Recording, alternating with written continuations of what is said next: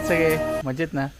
आणि आज आहे कोकण राईडचा माझा दुसरा दिवस आणि तुम्ही जर मागे बघत असाल तर माझ्या मागेच आपलं परशुराम मंदिर आहे. ॲक्च्युली आता सकाळचे 6:30 वाजलेत. सो एवढं धुकं आहे त्यामुळे नीट दिसत नाही आहे. सो आपण जाऊ, दर्शन करू आणि दर्शन करून मी तिथला इतिहास जो आहे ते तुम्हाला सांगणार आहे. सो व्हिडिओ जो आहे तो शेवटपर्यंत बघा, अजिबात स्किप करू नका. सो जाऊया आपण. पायऱ्या उतरताच आपल्याला लेफ्ट साईडला जे लागतं ते म्हणजे हे जाखमाता मंदिर. हे थोडक्यात गावदेवी आहे. छोटंसं असं मंदिर आहे गावदेवीचं.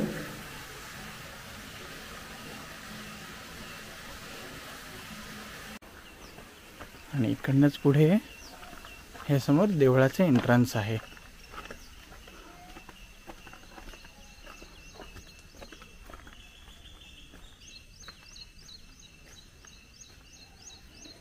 काल रात्री खूप पाऊस पडला. सो तुम्ही बघू शकता आपली गाडी पण पूर्ण थोडी भिजलेली आहे. हे मी थोडं प्लास्टिक लावून ठेवलं आहे कारण बॅग आपली भिजू नये, टँक बॅग जी आहे ती भिजू नये म्हणून. सो आपण जाऊया आतमध्ये. देवळात पहिले मंदिरामध्ये एंटर करताच आपल्याला पहिले लागतं ते हे सुंदर असं कुंड. ते परशुरामांनी एका बाणामध्ये हे तयार केलं आणि आता त्याच्यात बघत असाल तर तुम्हाला कासवं दिसतील. तर मंडळी, इथला जो इतिहास जो आहे तो मी आता तुम्हाला सांगणार आहे. अखंड कोटी ब्रह्मांड नायक राजाधिराज भगवान परशुराम महाराज की जय. सप्त चिरंजीवांपैकी एक म्हणजेच 7 चिरंजीव अवतारांपैकी एक म्हणजेच परशुराम महाराज. परशुराम हे क्षत्रिय असून त्यांनी 21 वेळा पृथ्वी निशस्त्री म्हणजेच एकही शस्त्र न घेता पृथ्वी जिंकली व कश्यप ऋषींना दान केली. दान केलेल्या भूमीत राहायचे नाही असा गुरूंचा आदेश असल्यामुळे परशुराम महाराज हे महेंद्रगिरी पर्वतावर आले. त्यावेळी या जागी अथांग सागर असल्यामुळे समुद्राला विनंती केली, मला काही भूमी पाहिजे आहे, तर जेवढं मागे जाता येईल तेवढं तुम्ही मागे जावा. पण समुद्राने काही केल्या विनंती मान्य केली नाही. त्यावेळी परशुराम हे क्रोधित झाले आणि त्यांनी बाण मारला व तो बाण कन्याकुमारीपर्यंत पोचला. त्याच सोबत समुद्रही कन्याकुमारीपर्यंत मागे हटला आणि निर्माण झाली ती कोकण भूमी. त्यावेळेस एक गुराखी आपल्या गुरांना रानात चरायला पाठवायचा. त्यात एक गाय ही घरी दूध द्यायची नाही. काय कारण असावे यासाठी त्याने त्या गायीचा पाठलाग केला व त्याला आपली गाय एका विशिष्ट जागी एका विशिष्ट शिळेवर दूध सोडताना त्याला दिसले. त्या जागी देवाचा काही वास असेल त्यामुळे त्यांनी रोज पूजा करायला सुरुवात केली. काही वर्षांनी श्री ब्रह्मेंद्र स्वामी त्यांना दृष्टांत झाला, चिपळूण येथे एका गावात परशुरामांचे स्थान आहे व परशुरामजी तिथे तपश्चर्याला येत असत असा त्यांना दृष्टांत झाला. त्यावेळी चिपळूण येथे त्यांनी शोधाशोध चालू केला.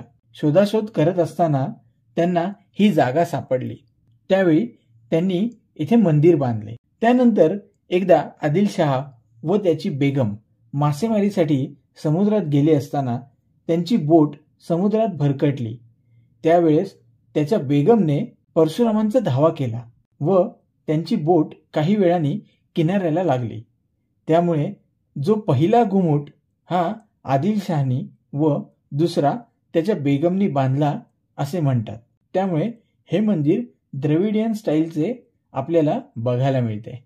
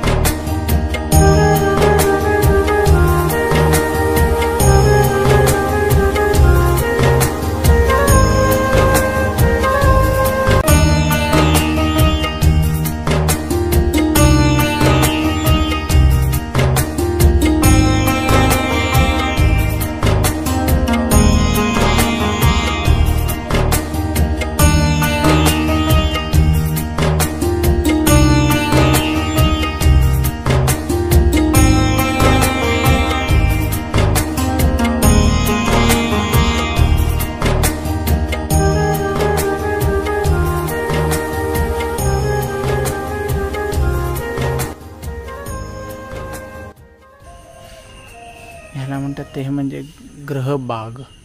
आणि त्याच्या पुढेच जर तुम्ही गेलात तर आपल्याला बघायला मिळतं ते म्हणजे भक्त निवास. भक्तांना राहायला इथे कमी पैशामध्ये भक्तांना राहण्याची सोय सुद्धा मंदिराने केलेली आहे. त्यामुळे जर तुम्ही इथे लेट नाईट जरी आलात तरी तुम्हाला इथे राहायची सोय उपलब्ध केलेली आहे.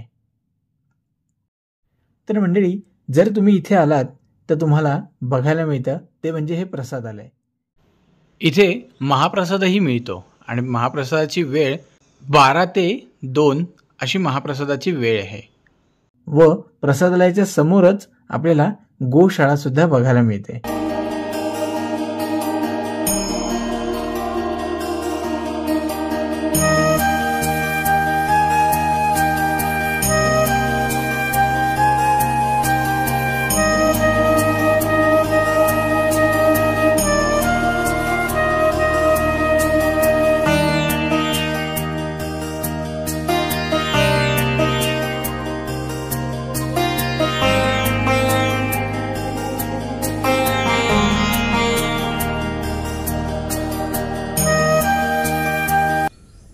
आणि या ग्रहबागेच्या समोरच आपल्याला चिपळूणचा सुंदर असा व्ह्यू आपल्याला इकडनं भेटतो.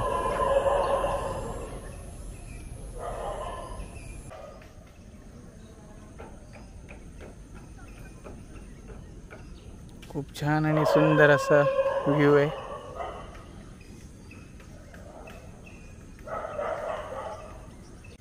सो मंदिराचा इतिहास तुम्हाला कसा वाटला हे नक्की आम्हाला कळवा. आणि आत्ताच मी इकडनं चाललेलो आहे ते म्हणजे मुंबईला. सो हा जो व्हिडिओ आहे तो 2 पार्टमध्ये डिवाईड होईल, कारण आत्ताचा हा एक पार्ट आणि इथून पुढे जो दुसरा पार्ट होणार आहे तो म्हणजे मुंबईला जाण्याचा असेल. सो भेटूया आपण दुसऱ्या पार्टमध्ये. आणि कमेंटमध्ये व्हिडिओ कसा वाटला आणि इथली माहिती कशी वाटली हे नक्की कमेंट करून कळवा. धन्यवाद.